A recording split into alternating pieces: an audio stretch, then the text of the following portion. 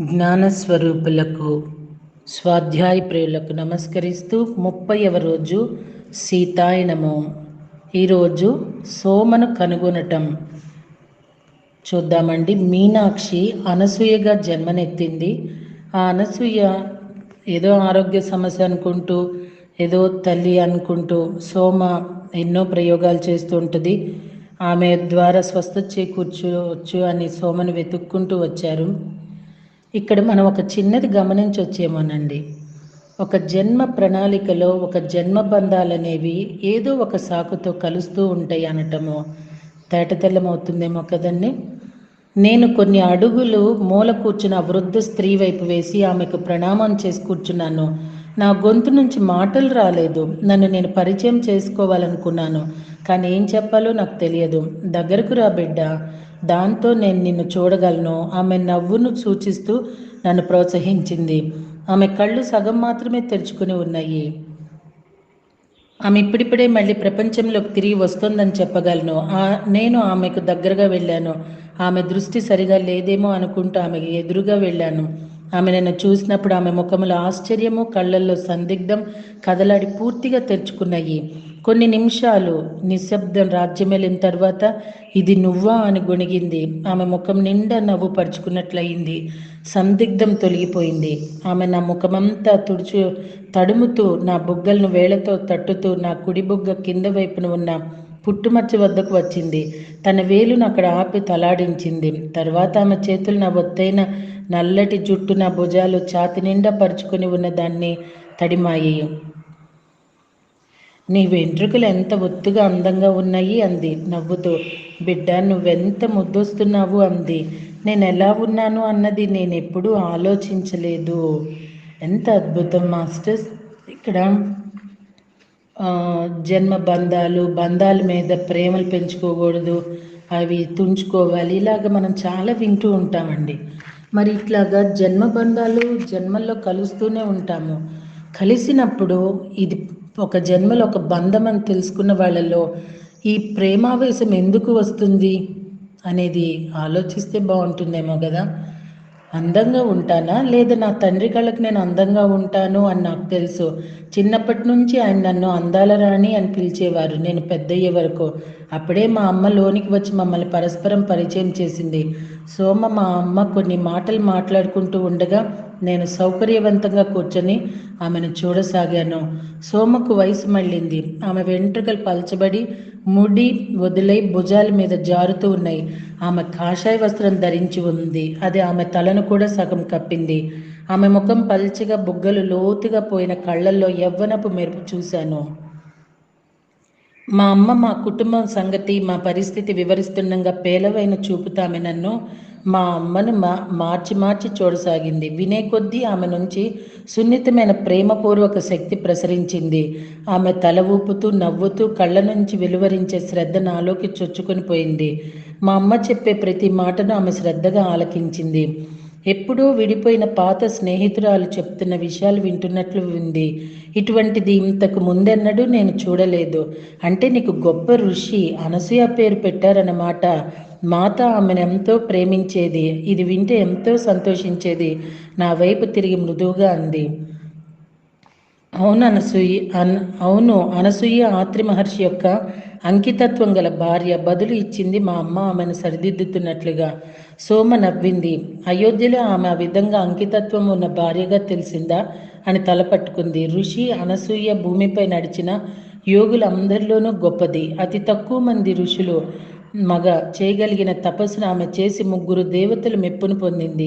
ఆమె తపస్సు ద్వారా ఈ భూమి మీద తరువాత తరాల కోసం రూపుదిద్దుకునే అనేక విషయాలను సృష్టించడంలో తోడ్పడింది. ఆమెకు ఒకానొక తల్లికి ఉండే హృదయము, ఒకానొక జ్ఞానికి ఉండే వివేకము రెండూ ఉన్నాయి. ఆమె ప్రేమ వివేకాలను పరిపూర్ణం సమత్వంతో నిలిపి ఉండగలిగేది. అందుకే లంకలో జరగబోయే దానికి మాత సంసిద్ధమవుతున్నప్పుడు ఆమెకు తోడ్పడగలిగింది. లంక మాట చెప్పగానే నా హృదయంలో బాధ చెలరేగి నేను నా ఉద్వేగాలు అతి కష్టం మీద నిలుపుకున్నాను. మా కుమార్తె దగ్గర అత్యంత సున్నితమైన విషయం లేవనెత్తారు. ఆమె మహారాణిని అపహరించటం అన్న విషయాన్ని ఒప్పుకోవటం లేదు, నిరాకరిస్తుంది. అంతకు ముందు సోమ మా అమ్మతో మాట్లాడుతూ ఉంది, కానీ ఇప్పుడు నా వైపు తిరిగి నన్ను పరిశోధిస్తున్నట్లు చూడసాగింది. కొన్ని నిమిషాల పాటు ఆమె ఏమీ మాట్లాడలేదు. ఆ తర్వాత నేను అర్థం చేసుకోగలను.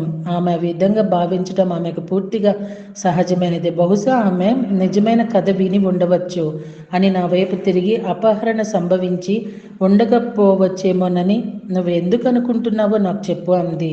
నేను మాటల కోసం తడుముకున్నాను, కానీ సమాధానం చెప్పలేకపోయాను. ఆమె నన్ను ప్రోత్సహిస్తూ, చెప్పు, నీకేమనిపించింది అంది.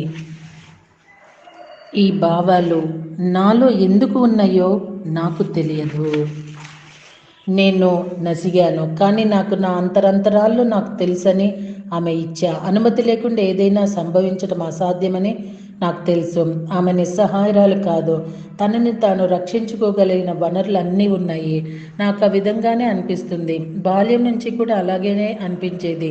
నేను గొణుక్కున్నాను. నీవు చెప్పింది సంపూర్ణంగా సత్యం బిడ్డ. ఆమె చిరునవ్వుతో బదులిచ్చింది. మాత ఇచ్చే ప్రకారమే రావణుడు ఆమెను అపహరించాడు. తమలో ఎవరో ఒకరు ఆ రాక్షస రాజ్యంలోకి ప్రవేశించవలసి ఉందని ఆమెకు తెలుసు కనుక తానే ఆ బాధ్యతను స్వీకరించి ఆ విధంగా ప్రవేశించింది. అయితే ఈ కథ ఇంకా చాలా ఉంది, ఎంతో చెప్పాలి. కానీ ఈ రోజుల్లో చాలా కొద్ది మంది మాత్రమే దాని పట్ల ఆసక్తి చూపుతారు. ప్రజలకు రాజ్యం యొక్క అభివృద్ధి, సంపదల గురించి వినడం ఇష్టం, అంతేకాని వారికి మనకు ఆ ప్రయోజనాలు చేకూరడం కోసం మాత చేసిన త్యాగం గురించి వినటం పట్ల ఆసక్తి ఉండదు. మరి ఇక్కడ ఒక చిన్న విషయం నేను ప్రస్తుతం చూస్తున్నది తెలియచేయమంటారా? నిజంగా ఇక్కడ ఆ రోజుల్లో ఆవిడ అంటున్నదంటే ఇప్పుడు నేను చూస్తున్నది సీతాయనము ఆడియోస్ చాలా చాలా రిసీవ్ చేసుకుంటున్నప్పటికీ కూడాను, అలానే నా ద్వారా నా ఆరోగ్యం నా చేతుల్లో అనే గ్రూపు ఇంకొకటి 2 స్టార్ట్ అయ్యాయి. సో అండి, సీతాయనము కొంతకాలం ఉండి లెఫ్ట్ అయి వెళ్ళిపోతున్నారు. మీ ఆరోగ్యం మీ చేతుల్లో మాత్రం ఉంటున్నారు.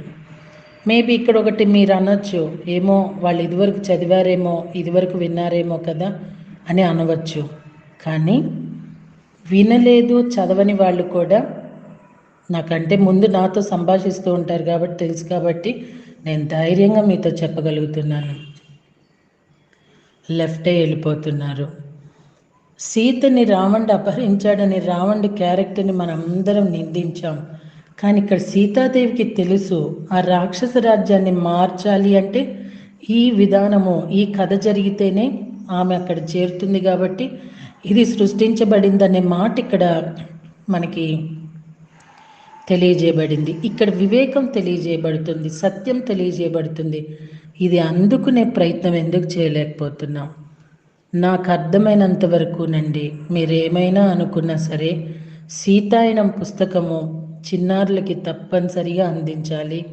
ఈ పుస్తకం చదవాలి, చదివించాలి, ఆడియోస్ కూడా వినాలి, వినిపించాలి. ఎంత విస్తారంగా ఈ జ్ఞానము పరుచుకుంటూ వెళ్తుందో అంత విస్తారంగా అక్కడంతా కూడా పాజిటివ్ వైబ్రేషన్, ఒక పరివర్తనకు నాంది ప్రస్తావన అవుతుందేమో అని నాకు అనేక సార్లు స్ఫురిస్తూ ఉంది. ఆమె రైట్ అండి.